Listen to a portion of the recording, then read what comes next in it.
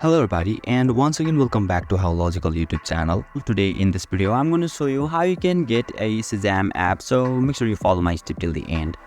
First thing first, you need to search for the Shazam in App Store or Play Store. And now right after that you will be able to see an app at top on in the screen where it is distinguishable by its S logo and is developed by Apple itself. And don't forget, you'll find the download option at the right side. Simply tap on the download option icon and your download will begin automatically. So yeah, once your download gets complete, click to open and you'll be able to access it.